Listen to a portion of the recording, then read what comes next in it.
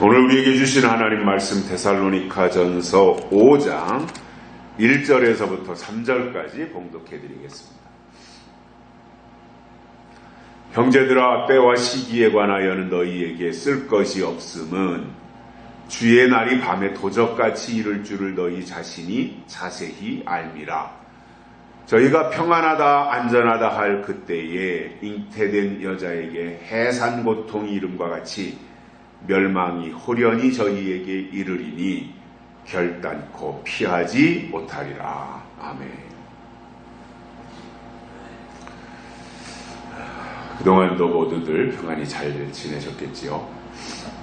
저희 부부가 지난 8일 동안 터키를 다녀왔습니다. 가고 싶었던 곳이었고 또 여러 가지 신앙적 흔적들이 많이 있는 곳이기 때문에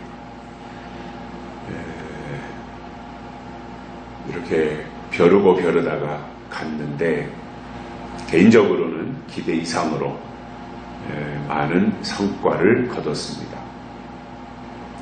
앞으로 성경을 이해하는데 도움이 많이 되겠다 이렇게 생각을 하고 있고요.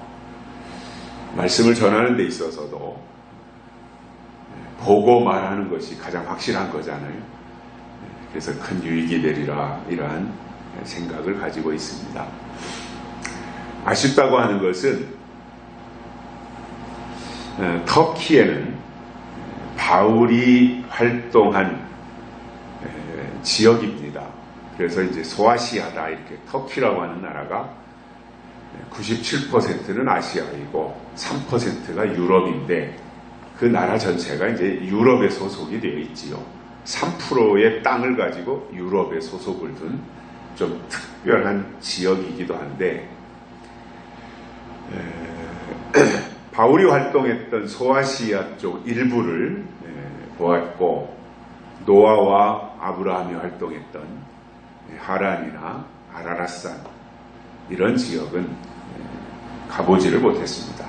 지역이 크다 보니까 한반도의 한 남북한의 한 4배 정도, 우리 남한의 한 8배 정도 되다 보니까 7박 8일 동안 다 보기가 무리였고요. 또 한 가지 아쉬움은 바울이 1차, 2차, 3차 전도 여행을 떠납니다. 그 중에 2차와 3차 전도 여행을 하면서 주로 이제 터키, 그 에베소에 많이 머물러 있었죠. 그래서 그 터키에 있는 에베소에서 고린도 전서와 고린도 후서를 기록을 했습니다. 그리고 터키를 거쳐서 마케도니아와 그리스까지 왕래를 했는데 그러한 바울의 흔적이 살아있고 신앙적 요충지인 터키 지역이 기독교는 거의가 없고 이슬람교가 장악한 나라가 되었다고 하는 것이 아쉬움이었습니다. 터키라고 하는 나라는 그 조상이 트루크족입니다. 트루크족. 그런데 이 트루크족이 1000년 전, 지금으로부터 약 1000년 전까지 우리나라의 조상인 고구려와 오랫동안 교류가 있었다라고 하는 사실을 이번에 알게 되었습니다. 그동안에는 신라와 이스라엘, 터키의 옆에 있는 나라지요. 이스라엘, 신라와 이스라엘의 관계성을 제가 이제 알게 되었는데 고구려와 트루크가 1000년 전까지는 교류가 있었다라고 하는 것을 알게 됐고요. 이 트루크족, 터키, 이제 트루크족을 중국에서는 돌궐족이다 이렇게 말했습니다. 트루크족을 돌궐족. 그리고 유럽에서는 투르크족 이렇게 불렀는데 트루크족이 돌궐이다 이겁니다. 같은 의미였다는 거죠. 그리고 이 고구려가 멸망하고 이제 대조영이 발해라는 나라를 건국을 할 때 돌궐과 함께 발해 제국을 건국을 했던 것을 역사를 통해서 볼 수 있습니다. 이건 사실인 거고요. 그래서 고구려와 돌궐 또는 발해와 돌궐 떼놓고 생각할 수 없다라는 겁니다. 그리고 이 돌궐의 역사를 증명하는 비석이 발견이 됐는데 그 비석의 내용에 이런 글귀가 써 있습니다. 트루크의 조상은 조선에 있다. 이렇게 되어 있다. 트루크의 조상은 조선에 있다. 그러니까 돌궐족의 조상이 조선 땅에 머무르고 있다라고 하는 비석이 발견이 됐다고 하고요. 또 이 우즈베키스탄의 궁전 벽화에도 당시 그 돌궐족의 황제가 이름이 부른카칸이라는 황제였어요. 553년에 이제 그분이 사망을 했는데 장례식에 이 그 우즈베키스탄 장례식에 고구려의 사신단들이 참여했던 그림이 벽화에 남아있는 것이 또 발견이 되었다고 합니다. 이런 역사적 사실을 볼 때에 터키와 한국은 동이족에 속해요. 동이족. 그리고 이 고조선의 후예들이라는 겁니다. 그래서 뭐 옛날부터 2000년 월드컵 때도 터키와 우리가 3, 4위전 월드컵 했는데 형제의 나라 그랬잖아요. 근데 그것이 뭐 그냥 단순히 이렇게 가까운 사이 뭐 6.25 참전 이런 것 때문에 형제의 나라라고 한 것인가 이렇게 생각했는데 터키에 가서 보니까 오래전부터 관련이 있었고 그래서 그 터키와 한국이 고조선의 후예들이다라는 거예요. 그래서 터키와 한국은 조상이 같은 형제의 나라다라는 것을 알게 되었습니다. 그래서 이 개인적인 지금의 생각은 조상을 같이 두고 있는 터키와 우리 한국 관계성을 좀 더 알고 싶어서 기회가 된다면 터키에 한 번 더 가보고 싶고요. 또 조상이 똑같은 나라가 유럽에 한 군데가 더 있죠. 카자흐스탄입니다. 카자흐스탄의 역사를 보면 카자흐스탄의 조상도 단군입니다. 우리도 단군이라 그러죠.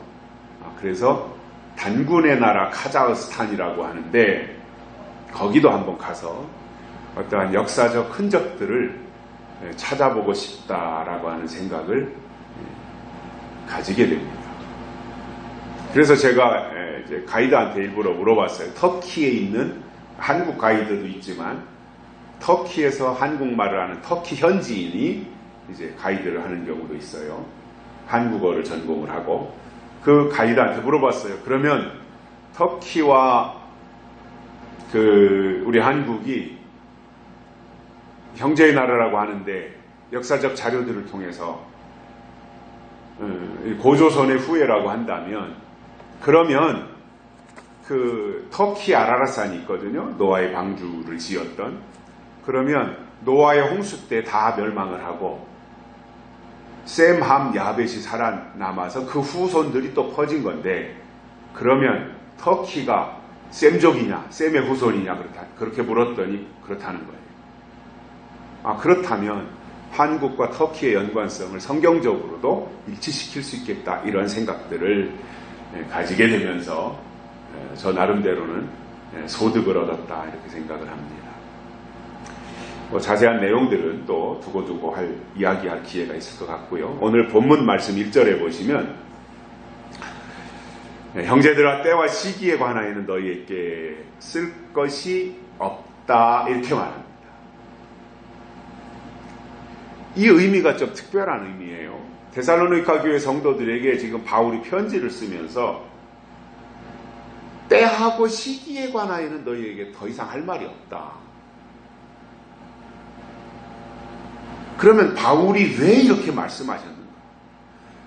또 말하고 또 알려주고 또 깨우치고 하는 것이 도리였을 텐데 바울이 왜 너희에게 다른 것은 그만두고 때나 시기에 관해서는 더 이상 할 말이 없다. 바울이 왜 이런 말씀을 하셨는지, 또 어둠에 속한 자들이 어떠한 사람들인지 이것에 대해서 오늘 본문을 통해서 세 가지를 깨닫고 은혜를 받겠습니다. 자, 어둠에 속한 자들이 어떤 사람들인가? 첫째로는 도적같이 이를 줄을 아는 자들이다 이겁니다. 언제 도적같이 와요? 밤에. 어떻게 알고 있다는 거예요? 예수님의 재림은 밤에 도적같이 올 줄 너희가 알고 있지 않냐 이 말이에요.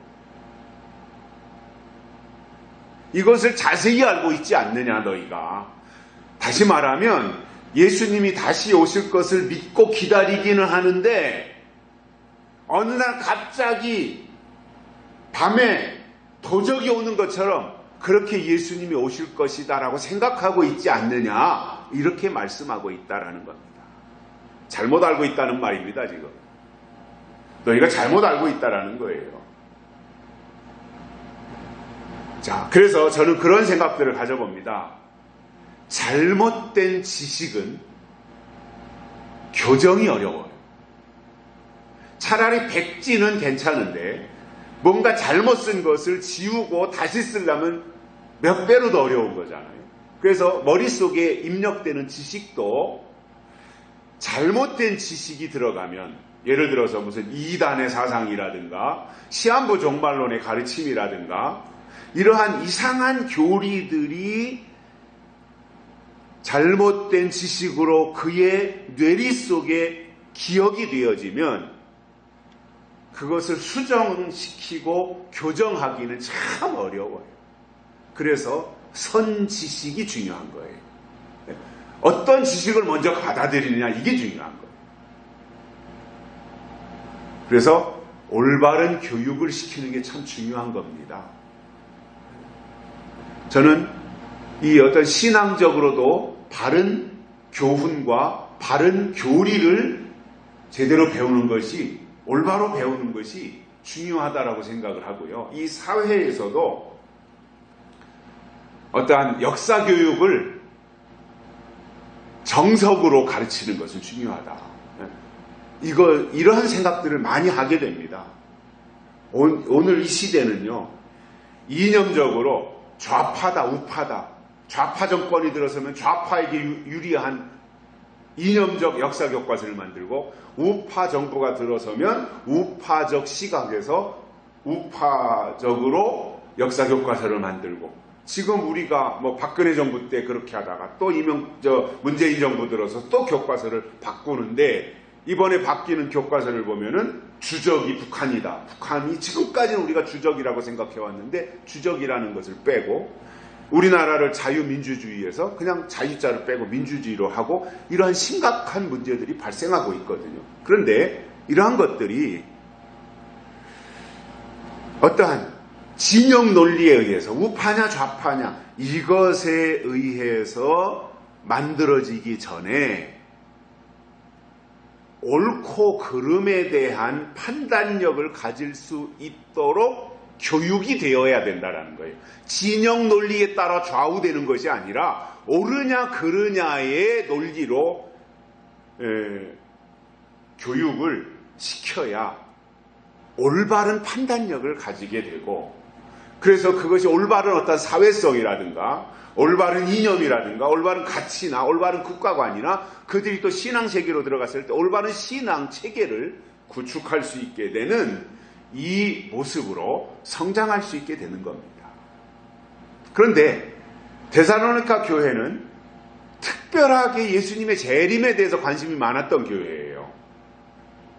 그런데 문제가 뭐라는 거예요? 잘못 알고 있다는 거예요. 무엇에 대해서요? 때와 시기에 관해서는 잘못 알고 있다는 거예요. 그런데 잘못 알고 있는 것이 너무나도 확실하게 잘못 알고 있기 때문에 내가 너희들에게 무슨 말을 더 해주겠느냐라는 거예요. 내가 말해준다고 너희가 그것을 수정하고 고쳐서 받아들이겠느냐, 그 지적을 하고 있는 거예요.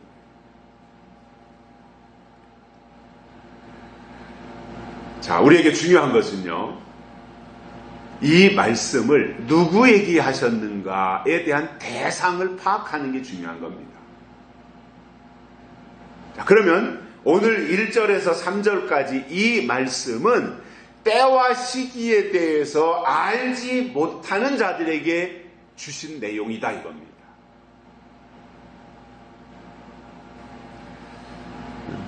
그래서 우리가 신앙의 체계를 갖추는 게 중요한 거예요. 무대뽀로 믿습니다 하는 것보다 체계를 갖추는 게 중요한 거예요. 그런데 어떤 사람들을 보면 그 말씀을 주신 대상이 누구인지에 대한 관심이 없는 거예요. 그 말씀을 누가 받았느냐, 대상이 누구냐, 이것에 대해서는 관심이 없고 무조건 봐라, 여기에 주의 날이 밤에 도적같이 이른다고 했지 않느냐. 이 말씀을 인용해가지고 예수님은 아무도 모르게 어느 날 갑자기 도적처럼 예수님이 오신다, 성경이 이렇게 말하고 있지 않느냐, 이러한 주장을 억지로 펼치는 사람들이 있다는 거예요. 그러나 중요한 것은요, 그 문장이 말씀하려는 내용이 누구에게 하신 말씀이냐, 대상이 누구냐, 이것을 파악하는 것은 중요한 것입니다. 자, 도적같이 오신다는 말씀은 마태복음에도 나와 있어요. 예수님도 말씀을 하셨는데 이것은 재림을 준비하지 못한 사람들에게 해당되는 말씀이다, 그겁니다. 그래서 성경의 예언을 올바로 아는 것이 중요한데, 예수님이 초림하실 때도 보면 오시기 전에 예언이 먼저 왔어요. 예언을 먼저 주셨어요. 그리고 세례 요한이 예수님보다 6개월 먼저 와서 경고했으며 이를 적극적으로 전파했습니다. 그러니까 예언이 먼저 왔고, 때가 되니까 그 예언을 증거하는 사람들이 나타났고, 임박하니까 그것에 대해서 내 뒤에 오실 분이 이런 사람이다 라고 세례 요한과 같은 사람이 나타나서 임박한 예수님의 오심을 말하는 사람들이 나타났다 이겁니다. 그리고 그 예언이 이루어질 때가 되니까 예수님이 이 땅에 오신 것입니다. 마리아와 요셉을 통해서. 마찬가지로 예수님이 다시 오실 때에도 예언의 말씀이 먼저 오시는 거예요. 말씀이 먼저 나타나는 거예요. 말씀이 먼저 전파되는 거예요. 하나님이 하신 모든 방법이 항상 그랬어요. 말씀이 먼저 오시고 때가 되면 그 일이 나타난 거예요. 성령이 오실 때도 성령이 오시기 전에 말씀을 먼저 주셨고, 때가 되니까 성령이 오셨어요. 예수님이 초림하실 때도 예수님이 오신다, 메시아가 오신다는 말씀을 먼저 주셨고, 때가 되니까 예수님이 오셨어요. 예수님이 다시 오실 때도 마찬가지예요.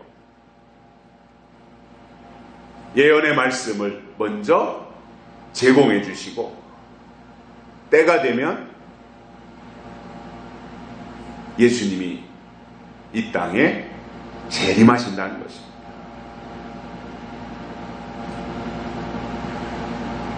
그러므로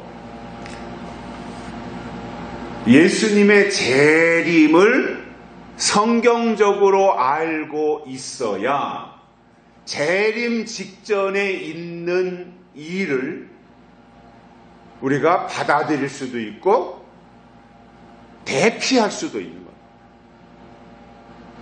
그럼 재림 전에 있는 사건이 뭐예요? 환란이잖아요. 대환란이라고 하는 다섯째 나팔, 여섯째 나팔. 그러면 재림 전에 예수님 오시기 전에 이런 환란이 있구나. 5개월 환란과 42달이라고 하는 이 사건이 있는 거구나. 그러면 그 사건을 우리가 성경이 어떻게 말하는지를 알고 환란이라고 하는 것이 무엇인지, 결국은 음녀가 나타나서 미혹하고 또 진리와 비진리를 섞어놓고 교회와 세상을 섞어놓고 영적인 것과 육적인 것을 섞어놓는 이 혼합주의 세력이 교회 안에서 나타나 역사하는 이것들이 미혹이구나, 그것이 또 환란이구나, 이러한 것들을 알게 해주고, 그래서 그것을 알고 이런 예수님 오시기 전에 이런 일이 있으니까 여기에 섞이지 말고 하나님이 주신 신앙을 끝까지 지키고 나아가야 되겠다라고 하는 믿음의 방향을 설정하도록 말씀이 부여해 준 깨달음을 통해서 알게 되어지고, 그러면 그는 예수님의 재림을 맞이할 수 있도록 피난의 길을 열어주신다 이 말이에요. 그래서 어떠한 큰 사건이 있기 전에 항상 하나님은 먼저 피하는 길을 알려주셨어요. 피난처를 알려주셨어요. 그리고 피난처를 예비해 주셨어요. 홍수 심판이 올 때 하나님은 노아에게 피난처를 예비해 주셨어요. 방주라고 하는. 애굽 땅에 대흉년이 올 때 7년 흉년이 오기 전에 요셉을 예비해서 양식을 준비하게 하셨어요.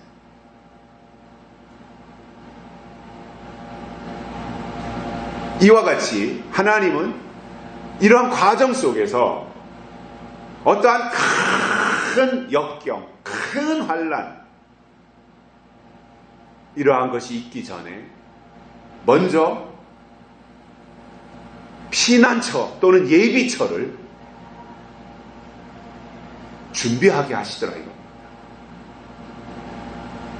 그래서 홍수의 심판이 오기 전에 방주를 예비처로 준비한 노아와 노아의 식구들은 방주에 들어갔어요. 그리고 흉년이 들 때 요셉의 말을 듣고 창고를 짓고 거기에 양식을 창고마다 가득 전국 방방곡곡에 다 양식을 준비하라고 할 때 그렇게 준비한 그들이 흉년이 올 때 그 양식을 가지고 흉년을 이길 수 있었어요. 이게 예언이라는 거예요. 하나님은 어떠한 환란이 오기 전에 반드시 환란을 피할 수 있는 길을 알려주시더라는 거예요. 그래서 믿음이 뭐냐면 평상시의 믿음은 예수님이 나를 위해 십자가에 달려 돌아가셨다. 이것을 믿고 성령으로 거듭나는 게 믿음이에요. 그리고 그것을 유지해 가는 거예요.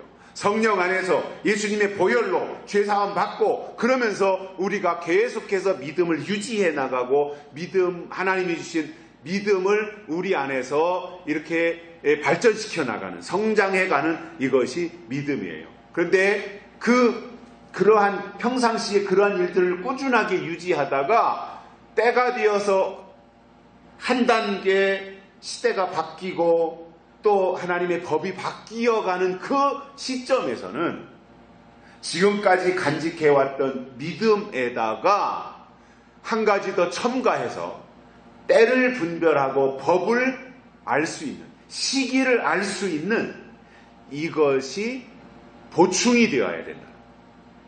추가되어야 된다는 겁니다. 그래야 환란을 이길 수 있게 된다는 겁니다.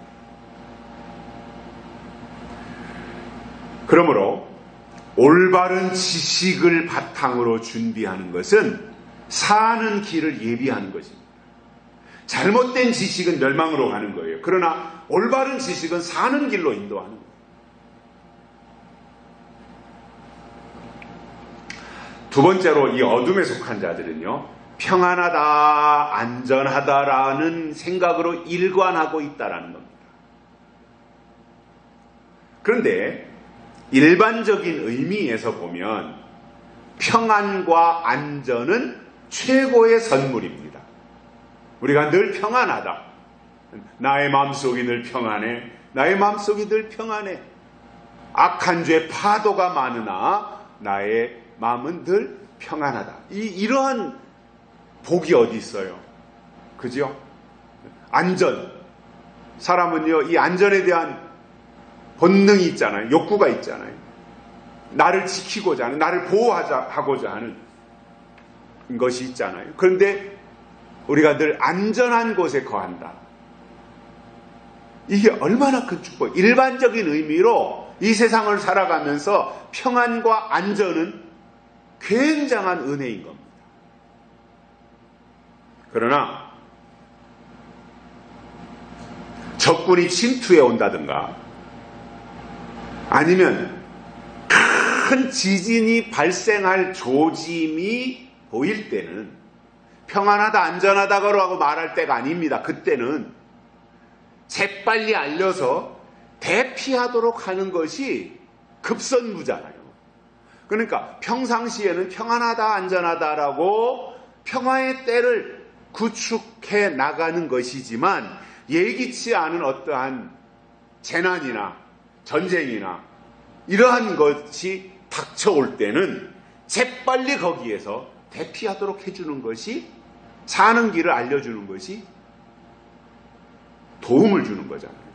예를 든다면 소돔과 고모라 성에 유황불로 심판이 떨어지는데 내일 지금 유황불이 떨어질 때인데 오늘 밤까지 평안하다 안전하다, 이 소돔성과 같은 곳이 어디 있느냐, 이 세상에 이렇게 살기 좋은 곳이 어디 있느냐, 그렇게 생각하면서 내일 떨어질 유황불 심판을 전혀 알지 못하고 있다면 피난하지 못하는 거잖아요. 피난하지 못하는 것 자체가 심판인 거다 말이에요. 그래서 평상시에는 평안을 말할 수 있고 평상시에는 안전을 말할 수 있지만 뭔가 긴박한 상황에서 뭔가 사태가, 또 다른 사태가 발생할 긴장감이 맴돌고 뭔가 예기치 않은 일들이 생길 때에는 빨리 그것을 알려주고 대피하도록 해주는 것이 도와주는 거잖아요. 사는 길이잖아요, 그것이. 만약에 내일 전쟁이 일어날 것과 같은 전운이 맴돌아요. 우리나라와 같은 상황에서 본다면 내일 김정은이 저 북한 인민군대가 지금 쳐들어 내려오려고 38선 쪽에다가 모든 무기를 다 배치하고 군사를 총집결하고 무기를 다 준비하고, 그래서 지금 내일 새벽 5시에 시간을 정해놓고 오늘 밤 대기하고 있다고 쳐요. 근데 남한에서는 그걸 알지 못해요. 근데 미국에서 위성으로 쫙 이렇게 사진을 찍어보니까 모든 무기와 군대가 전방에 배치되어서 지금 남한으로 쳐내려올 준비하고 있는 것이 보여요. 그래서 미국에서 한국에다가 알려줘요. 야, 한국 국방부 빨리 지금 저 전방 부대를 강화하고 군사를 그쪽으로 집중하고 무기를 배치해라. 북한에서 지금 쳐내려올 조짐을 갖추고 있다. 이렇게 알려주는데도 남한의 정부가 아이 그런 일이 없다. 김정은이하고 지금 화해 무드로 가고 있고 평화 무드로 가고 있고 무장 해제하고 있고 다 전방 지피를 철수하고 있는데 무슨 얘기냐. 북한에 김정은이 쳐들어오지 않는다. 이렇게 묵살한다고 할 때 그게 올바른 대응 방법이 되겠느냐라는 거예요. 평화가 좋다. 평화의 세상이 되었다. 라고 한다면 아무것도 변한 것이 없고 아무것도 핵을 폐기한 것도 없는데 남한에서만 일반적으로, 우리 대한민국에서만 일방적으로 평화가 왔다. 이제 전쟁은 끝났다. 냉전 시대는 끝났다. 이제는 평화 체계로 간다. 이렇게 한다면 그것은 평화가 아닌 겁니다. 그리고 위장된 평화를 분별하지 못하면 죽는 겁니다. 베트남이 전쟁이 끝나고 미군이 다 이제 베트남에서 철수하라고 하니까 전쟁이 끝났으니까 미군이 베트남에 주둔할 이유가 없잖아요. 미군이 철수하고 나니까 이 베트남에 있던 공산주의자들, 베트콩이죠. 적은 인원 가지고 기습을 하니까 당해낼 수가 없어가지고 후퇴하다가 베트남이 공산화된 겁니다.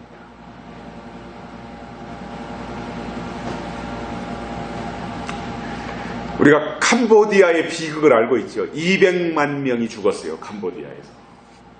그래서 킬링 필드라고 하죠. 폴포트라고 하는 별 볼 일 없는 사람이 나타나가지고 사람들을 선동했어요. 그가 공산주의자였는데 이 폴포트가.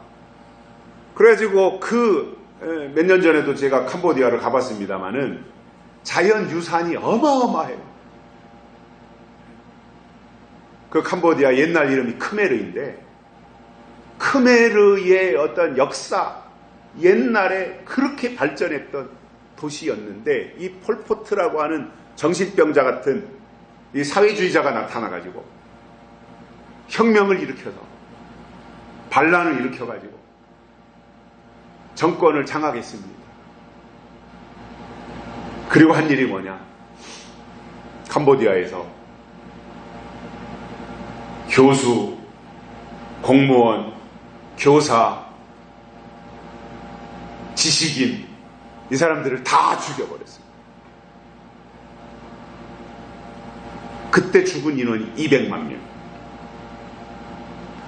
그때 당시에 캄보디아 인구의 약 4분의 1인가 5분의 1인가가 처형당했다고 합니다. 그리고 나서 폴포트가 장악을 하고 뭔가 이제 해보려고 하는데 되질 않아요. 왜냐? 전문가가 있어야 되잖아요. 지식인이 있어야 되잖아요. 다 처형시키고 없는데 어떻게 사회가 발전할 수 있겠습니까?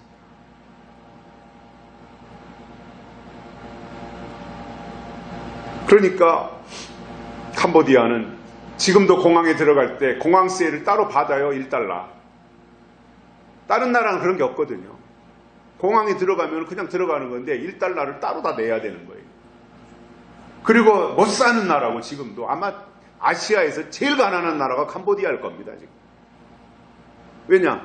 지식인 전문가를 다 죽여버린 거예요. 그 폴포트라고 하는 정신병자가. 국가를 망쳐놓은 거지요. 그 유적지가 좋고 그거를 관광지로만 개발해도 엄청난 수입을 올릴 수 있는데 전문성을 가진 사람이 하나도 없는 거예요. 다 죽여버려가지고.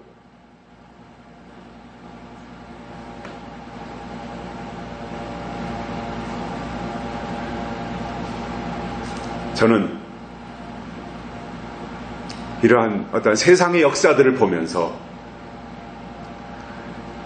올바른 지도자가 얼마나 중요한가, 또 올바른 역사 의식을 가지는 게 얼마나 중요한가, 정치인들이 올바른 생각을 가지고 정치하고 종교 지도자들이 올바른 신앙 방향에서 불교는 불교대로 어떠한 정신세계를 지도하고 교회는 교회대로 영적인 세계를 올바로 지도하고 나가는 이것이 정상적인 사회가 되는 거잖아요. 그리고 계속해서 새로운 지식을 발굴하고 새로운 지식을 또 교육하고 학생들이 학교에서 또 새로운 지식을 계속해서 습득하면서 대를 이어서 새로운 지식인들이 나와가지고 사회가 발전하는 거잖아요. 저는 우리나라 역사를 보면서 과거의 박정희 대통령, 그분에 대해서 공과가 다 있다고 보는데 저는 과보다는 공이 많은 분이었다 생각을 해요. 그분이 이제 대통령이 되어서 한 일이 참 많은데, 새마을운동이라든가, 이 새마을운동은 세계에서 지금 다 배워가고 있어요. 우리나라가 새마을운동을 수출해요, 지금. 아프리카나 이런 나라에다가. 또, 고속도로라든가 지하철이라든가 이런 것들을 그때 당시 얼마나 앞서간 생각이에요. 그런데 그러면서 박정희 대통령이 한 일이 뭐였냐면 교육을 시켜야 된다. 우리나라는 지하자원이 없잖아요. 그런데 손재주가 좋고 머리가 뛰어나다는 걸 알고는 우리나라는 수출로 먹고 살아야 된다. 앞으로. 자원이 없기 때문에. 땅덩어리는 쬐깐한데 인구는 많잖아요. 그러니까 늘 식량이 부족했던 나라잖아요. 그러니까 어떻게든지 우리나라는 이 사람이 자원이니까 사람을 교육시켜서 뭔가 새로운 것들을 계속 만들어가지고 수출로 먹고 사는 나라를 만들어야 된다. 이렇게 생각을 하고 그분이 교육에 투자를 많이 한 분이에요. 그래서 금오공고 같은 게 대표적인 거예요. 저 대구인가 김천인가 어디에 있는 금오공고가 있잖아요. 그래서 그때 당시에 전국에서 공부를 잘하는 전교 1등, 2등 하는 중학교, 전국에 있는 중학교를 다니면서 전교 1, 2등 하는 아주 그 우수한 아이들을 금호공고를 만들어가지고 공업고등학교를 만들어서 거기로 다 데려가서 3년 동안 무료로 숙식을 다 제공하고 그들을 어떤 전자공학적으로 공업고등학교를 만들어서 교육을 시켰습니다.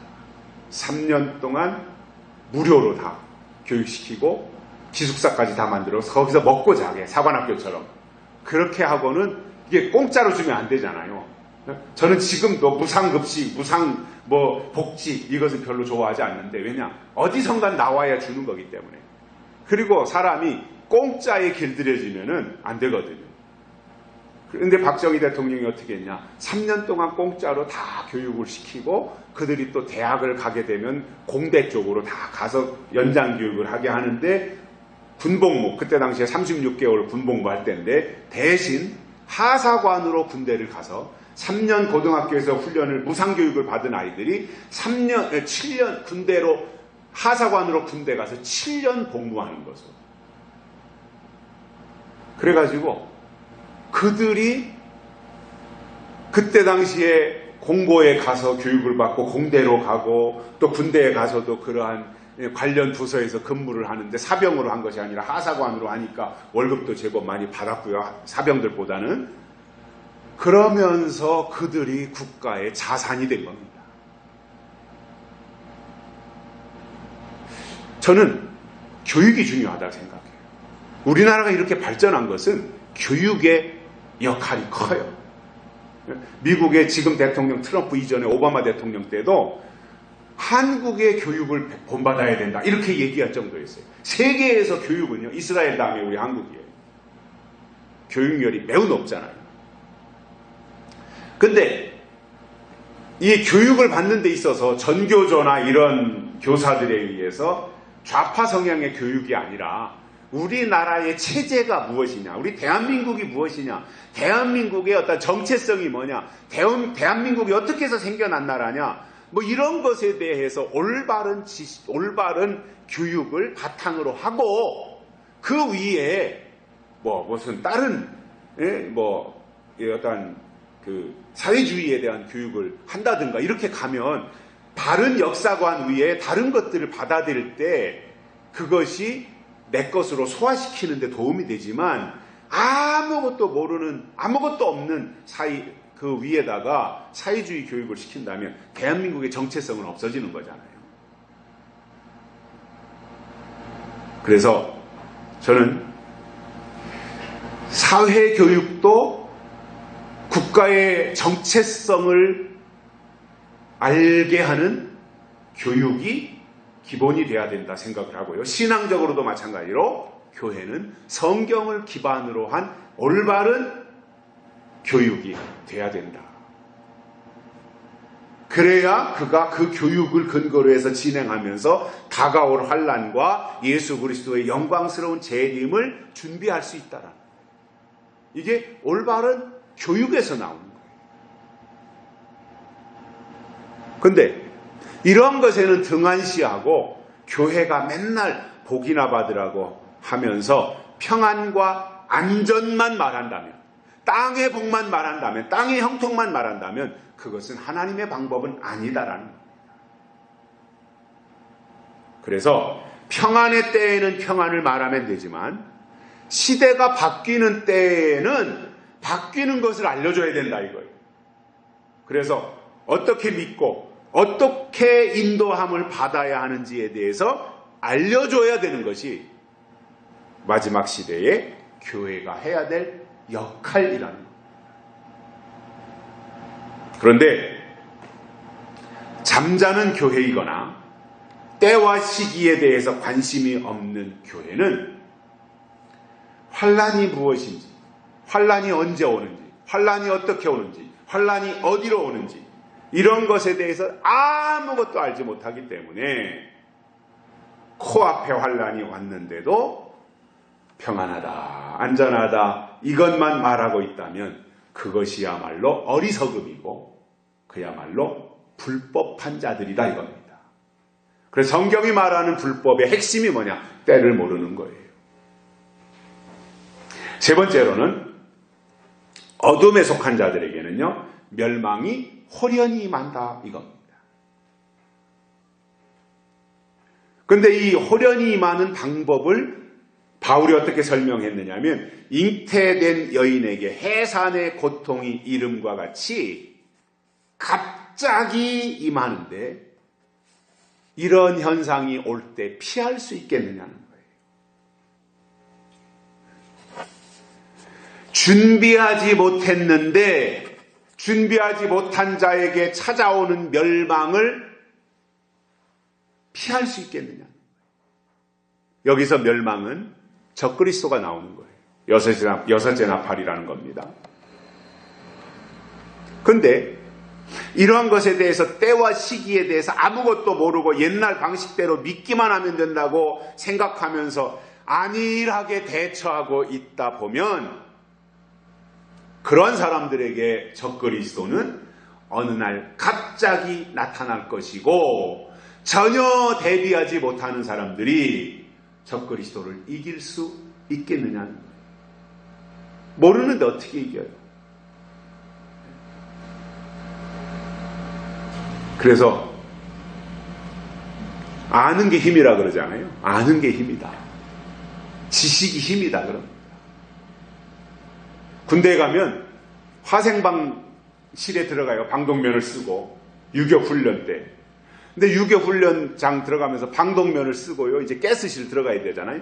그때 방독면 쓰고 제자리 뛰기를 시켜요. 막 제자리 뛰기를 이렇게. 그때 하면서 뭐예요? 방독면 써서 숨쉬기도 어려운데 알아야 산다, 알아야 산다 그러면서 제자리 걸음 뛰고, 숨이 헉헉거리면 그때 가스실로 넣어요. 그러니 그냥 가만히 있을 때는 이렇게 조용히 조금씩 호흡하면 되는데, 제자리 걸음 막 이 PT 체조 이런 거를 방독면 쓰고 한참 시키고 알아야 산다 이거를 막 제자리 뛰기 시키면서 숨이 헐떡거리는데 폐활량이 커지잖아요. 막 지쳐가지고 숨이 헐떡거리니까 큰 숨을 쉬어야 되잖아요. 그런 상태에서 가스실로 집어넣고 방독면 벗으라고 하면 이게 막 숨을 크게 들이켜야 되는데, 그때 이 가스, 매운 가스가 눈으로 코로 입으로 막 들어가니까 구역질하고 뭐 구토하고 난리가 나는 거예요. 그 체험을 아주 야만인적으로 시키는 거죠. 지금 같으면 아마 그거 그렇게 했다가는 야만적 행위라고 하면 인권 모독이라고 고발을 당할 거예요. 지금 훈련 어떻게 하고 있는지 모르지만. 근데 아무튼 화생방실에 들어가기 전에는 알아야 산다라는 것을 구호를 아주 세뇌 교육을 시키는 거예요. 화생방은 알면 산다는 거예요. 가스실 들어가는 것은 알면 산다는 거예요. 그래서 군인은요, 교육을 많이 시켜요. 저는 군대 가기 전에 군인이 군대에서 무엇하나 그냥 맨날 보초나 서고 총이나 쏘고 구보나 하고 보초나 서고 뭐 이러는 줄 알았어요. 군대 가기 전에는. 그런데 군대 가보니까요, 밥 먹으면 교육이에요. 아침 먹고 교육, 점심 먹고 교육, 매일 일주일 동안 교육, 사격술 교육하고요, 각계전투 교육하고요, 뭐 적기 교육, 적 비행기가 어떻게 생겼는가 교육하고요, 적 철모가 어떻게 생겼고, 적의 어떤 소총이 어떻게 생겼고, 적이 복장을 어떻게 입고, 맨날 이걸 교육시키는 거예요. 결국 뭐예요? 적을 알아야 내가 산다 이거. 그런데 오늘날 교회는 하나님에 대해서는 교육을 시켰는데, 물론 하나님을 알면 다 되지만 그것에 대해서 정확하게 알려주지 못하고 있잖아요. 예수님에 대해서 정확하게 알려주지 못하고, 초림 예수는 아는데 다시 오실 예수는 모르잖아요. 그러니까 온전한 지식이 안 되는 거잖아요. 그러니까 그러한 사람들에게 악한 무리들이 또는 악한 영들이 또는 적그리스도가 나타날 때 어떻게 감당하겠느냐. 모르는데 어떻게 감당하겠냐. 그러니까 그런 사람들에게는 잉태한 여인에게 해산의 고통이 이름과 같이 멸망이 홀연히 임한다. 멸망이 호련히 임한다. 자, 이 호련이라고 하는 단어를 우리가 주의해 봐야 됩니다. 자, 고린도전서 15장 51절에 보면 마지막 나팔에 호련히 변화하리니, 이것은 변화체 되는 사람들에 대한 말씀을 해주고 있어요. 그런데 변화체가 호련히 된다. 언제예요? 마지막 나팔, 7째 나팔을 불면 하나님의 사람들은 호련히 그날 어느 날 순간적으로 갑자기 변화체가 된다. 또 사도행전 2장 1절에 보면 마가다락방에 성령이 임할 때도 다락방에 모여서 기도하고 있는 120문도에게 성령이 호련히 임했다, 이렇게 되어 있습니다. 호련히 임했다. 어느 날 갑자기 임했다. 마찬가지로 멸망도 멸망에 해당하는 사람들에게는 호련히 임하는, 준비하지 못하니까. 그래서 멸망이 뭔지 알아야 준비를 하고 호련히 임하는 멸망을 벗어나는 거지, 모르고 있으면 호련히 임하는 멸망에 포함될 수밖에 없다는 겁니다. 터키에 가니까 그 갑바도기아라고 하는 도시가 있어요. 아주 시골에 쬐깐한 동네예요. 우리나라로 말한다면 그저 면 단위도 안 될 정도로, 시골의 면 단위도 안 될 정도의 지금은 작은 도시예요. 근데 유명해요. 갑바도기아라고 하는, 성경에 나오는 갑바도기아, 우리나라 성경에는 갑바도기아로 되어 있는데 거기에 지하도시가 있어요. 땅속으로 깊이 파고 들어가서 땅속에 도시가 만들어져 있어요. 10만 명이나 거기에서 숨어 지낼 수 있는, 거기서 먹고 자고 배변하고 할 수 있는 그 도시가 땅속에 만들어져 있어요. 자, 초대교회의 박해가 얼마나 심했습니까? 그때의 기독교인들이 신앙의 박해를 피해가지고, 뭐 밖에 노출이 되면 들통이 나니까, 그러면 뭐 처형을 당하는 거니까 땅굴을 파고 거기로 들어간 겁니다. 땅속. 자그마치 깊이가 한 100m, 지하 100m 깊이까지 돼 있다 그래요. 우리가 내려간 곳은 70m까지 내려갔었는데, 근데 이제 그 특성상 지금은 단단한 이제 돌인데 초대교회 당시에는 물렁물렁한 흙이에요. 그러니까 파내기가 쉬워요. 막대기 가지고도 파고 호미 가지고도 파내고, 파내면 공기와 접촉되면서 이제 그게 딱딱한 돌로 굳어지는 거예요. 그러니까 그게 쉬웠던 거죠. 그거에다 이제 땅을 파고 들어가서 지하에 도시를 만들어 가지고 거기에서 피난을 해요. 지금까지 발견된 지하 도시가 36개가 있다 그래요. 갑바도기아에.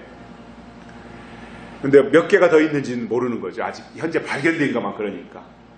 근데 놀라운 것은 파고 내려가면서 개미가 굴을 파듯이, 아니면 바다에 개가, 이 구멍으로 개가 들어간 것 같아서 쫓아가서 개 구멍에다 손을 집어넣으면 개가 없잖아요. 그 바다 속에서도 여기저기로 막 구멍을 다 뚫어놔, 이 구멍으로 도망갔다 딴 구멍으로 빠져나오고 이렇게 만들어 놓은 개구멍처럼 그 지하 도시가 그렇게 만들어져서, 여기에 1번이 여기에다가 크게 지하 도시를 만들었다면 2번은 또 저쪽 구석기에다 만들었는데 1번과 2번이 땅속에서 연결되도록. 그래서 1번이 누가 저기 로마 병정이나 이런 데 쳐들어오면 지하에 자기들만 아는 동굴을 통해 가지고 2번으로 해서 빠져나갈 수 있도록, 이런 식으로 다 땅속에서 연결을 해놨다는 거죠. 근데 그 지하에 세대마다 살 수 있는 집들이 땅으로 내려가면서 땅속에 굴을 파가지고 이렇게 방 모양으로 갖춰놨어요. 거기에 우물도 있어요.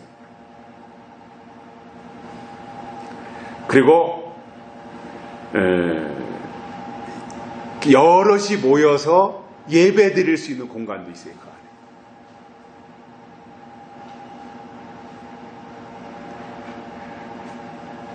자, 이러한 것들을 보면서 참 말로만 듣던 곳인데 실제로 가서 보니까 그때 당시에 믿었던 사람들이 신앙을 지키는 일에 얼마나 투철했었는가.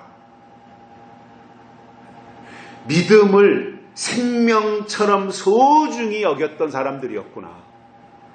이렇게 생각을 했었습니다.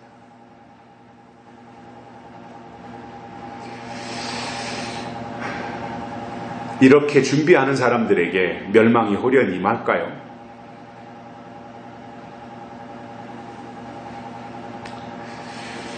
준비하지 않은 사람들에게는 멸망이 호련히 임하겠지만 어느 날 갑자기 닥치겠지만 준비한 사람들에게는 알고 있기 때문에 분별을 하고 대비를 하고 있으니까 호련히 임하는 멸망은 당하지 않는다 이겁니다.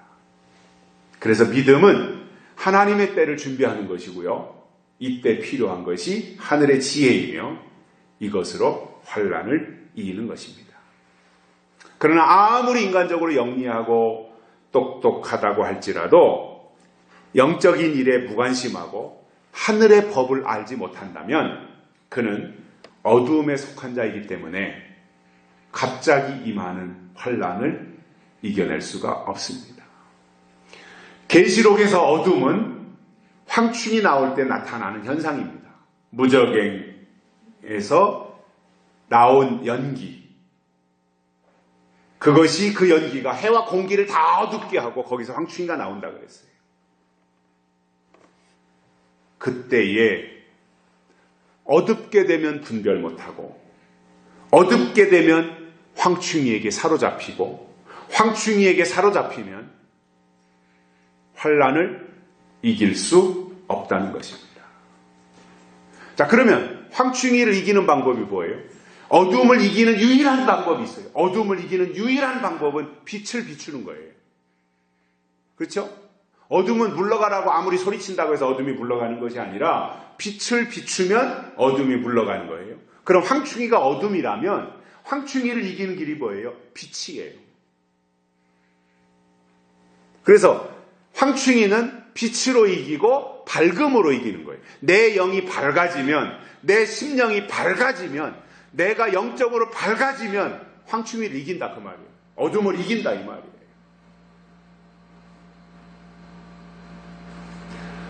제가 확신하는 것이 있습니다. 어둠은 절대로 빛을 이기지 못합니다. 이건 진리입니다. 어둠은 빛을 이기지 못합니다. 아무리 칠흑같이 어두운 밤일지라도 호롱불을 켜고 랜턴을 켜면 그만큼 어둠은 물러가게 되어 있습니다. 밝아지게 되어 있습니다. 왜냐하면 어둠은 빛을 이길 수 없고 빛이 있으면 어둠은 행세하지 못하기 때문입니다. 자, 성경에서 하나님은 빛이시라 그랬습니다. 예수님도 빛으로 오신 분이라고 하셨기 때문에 우리가 하나님을 믿는다고 하는 것은 그 빛으로 빛 안으로 들어가는 거예요. 그러므로 아무리 시대적으로 영적으로 어둠이 극성을 부리고 어둠이 활개를 친다고 할지라도 우리는 어둠에 사로잡히지 말고 어둠을 이겨내는 빛의 사람들이 돼야 된다 그 말입니다. 결론으로 우리가 이 시대에 하나님의 사람으로 특별히 부르심을 받았기 때문에 우리가 하나님의 사람이라면 우리가 기본적으로 알고 있어야 되는 것이 어둠이 뭐냐, 어떻게 어두워지느냐, 어둠에 속한 자들이 어떻게 되느냐, 이것을 알고 대비해야 된다 그 말입니다. 계시록에서 말씀하는 어둠은 황충이기 때문에, 그리고 멸망은 적그리스도인데 우리는 성경을 통해서 이것을 잘 분별해서 어둠을 이겨내고 어둠을 물리칠 수 있는 빛의 사람들이 되시기를 주의 이름으로 축복합니다. 살아계신 하나님 아버지 감사합니다. 오늘 또 우리를 불러주시고 말씀을 듣게 해주셔서 감사를 드립니다. 어둠에 속한 자들이 어떠한 사람들인지 우리가 말씀을 통해서 들었습니다. 우리는 이 어두움을 뿌리치고 어두움을 물리치며 어두움을 이겨낼 수 있는 빛의 사람들이 되게 하시되 호롱불에서 촛불에서 전깃불처럼, 전깃불에서 태양빛처럼 점점 우리 속에 주신 하나님의 빛이 밝아져서 어둠을 물리칠 수 있는 빛의 사람들이 되게 하여 주옵소서. 다시 오실 예수님의 이름으로 간절히 기도드리옵나이다. 아멘. 찬송가 262장 드시면서 헌금 드리시겠습니다.